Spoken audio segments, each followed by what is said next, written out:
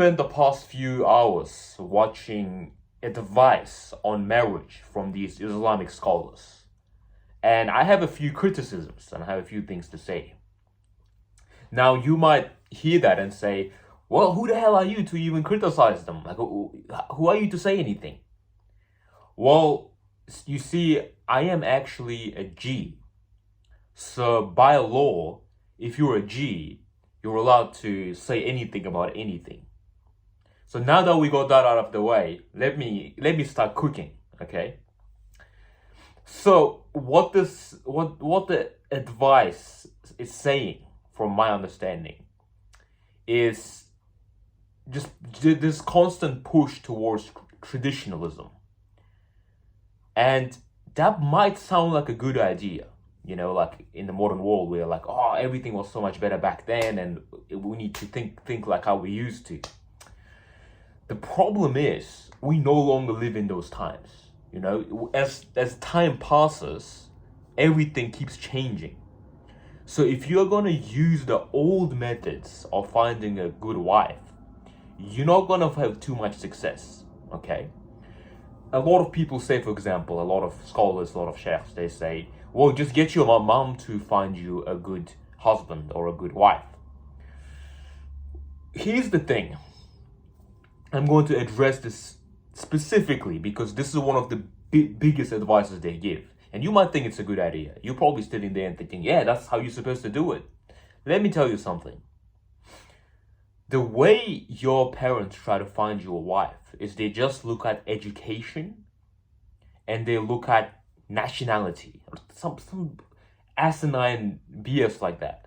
Okay? Some small things that don't even matter. And you might ask, well, why would they care about that if it didn't matter?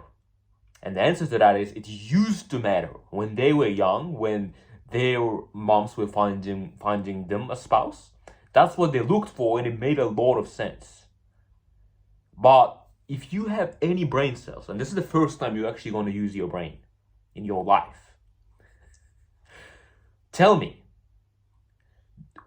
is there any real benefit in the modern world to your wife having a university degree or to her being a certain nationality? There's absolutely no benefit. Now, in the past, everything was about social classes and everything was about family lineage. Nowadays, those things don't actually matter that much. Like the barrier between social classes is pretty weak. You don't need a university degree to pass it. Okay? So now that we no longer focus on moving up hierarchies and preserving some weird bloodline tradition, now we can actually use our brains and figure out what's good and what's bad. And that's when you have to stop listening to these scholars and sheikhs. And here's the thing, you have to listen to them when it comes to other things like morality, Islam. They know their field really well. They know Islam very, very well, and we need to listen to them. I'm not denying that at all. But what am I saying here? Am I saying you need to go and listen to red pill influencers?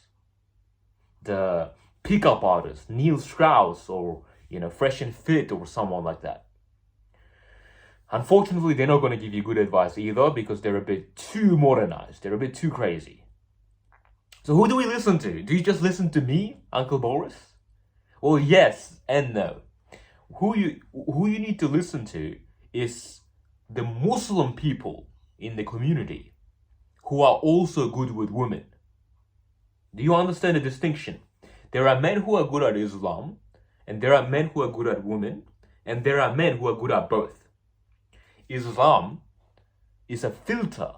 It filters out all the haram things and all the destructive elements of modern red pill dating advice. It's the same with everything else. Let's get this example into something else. And I think I've heard Mahdi Tijani say this on the podcast. Say you're a brain surgeon. You want to be a brain surgeon. Are you going to listen to an Islamic scholar? Are you going to listen to him and let him give you lessons on how to do a brain surgery? No. You're going to go and you're going to listen to a real doctor like a real medical doctor, whether he's non-Muslim or Muslim. However, you still need some Islamic knowledge because there might be some things in those procedures you are doing. For example, replacing like parts of your body with that of a pig, like they have like pig heart replacements and stuff, which is haram. And you're gonna apply that filter to your knowledge. You're like, okay, I'm not gonna do this because this is haram. But you still get the other elements from this other source of knowledge, medical books and whatnot, right? So this is exactly how you need to think about marriage advice. I'm gonna refer to the same person again, Mahdi Tijani. He's like, okay, everybody's gonna say that I'm writing him too hard. But I'm going somewhere with it. It's not about him. It's not about him, okay? He's just a good example. His experience, his resume shows very clearly that he's pretty good with women. He has experience, he's been through divorces, he's had successful marriages, this, that. He's been in the game. He knows what he's doing. And he's also a Muslim. And he's fairly knowledgeable. So what he does is he gets the advice from red pillars and whatnot, and he studies relationships. And he uses that and puts it through the filter of Islam and gives you ethical advice. Those are the people you need to listen to. So I know there's not many of them, but there are a few people who are like this. They're not people who only follow Islam when it comes to marriage, because in Islam, it doesn't claim to have all the knowledge about marriage or anything else. It encourages us to seek knowledge from other places, and Islam is a filter in this context. So it doesn't really make sense for you to just listen to scholars about marriage advice. So all that being said, like, what do you even do, right? Like, I'm sure you clicked on this video maybe expecting some real advice, okay? So I'm going to give it to you because I actually have a lot of experience. Now, I don't talk about this very often because firstly, I don't want no evil eyes on me. Secondly, I don't want to expose my sins. But if we didn't have this rule of exposing sins, I could show you so many photos and screenshots and whatnot, and you'd be like, okay, this guy knows what he's doing. But I don't want to do that. So if you don't believe me, then you can click off this video. But I'm just going to tell you the real situation. When I was young, I was very bad with women. I was very bad with like understanding female mind and whatnot. And the reason for that is probably got to do with my upbringing, because I was a traditional Muslim just like you. And we don't get taught these things very often because we don't think it matters and it's awkward and whatnot. But as I moved through life, mind you, from certain ages, pretty much like during my young life, I didn't really practice Islam. I didn't even know like the concepts behind it. Like I actually didn't really know the restrictions, to be honest with you. So I learned about women the hard way. I was in the trenches, bro. Like I was getting destroyed in terms of relationships and females and whatnot. Over time, I refined my skills. I read books, I had experience and all these things.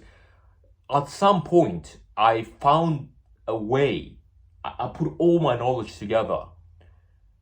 And it's one day just clicked in my mind. And I never struggled with women again. After that, I became a practicing Muslim, alhamdulillah. And through that, I managed to filter out all the haram understandings I had about relationships. And there are some things that I learned, and I probably don't have time to explain all that in this video. So I'll put a link to my other video here. This should explain to you the most important aspects of what I learned. So if you want to learn real marriage, then learn it from people like Uncle Boris or Mahdi Tijani. Don't assume just because someone has knowledge in other fields that they have knowledge everywhere. Okay? I guess this is the most important message in this video. So subscribe to the channel for more advice like this, and rewatch this video if you need to. I need some more views out here.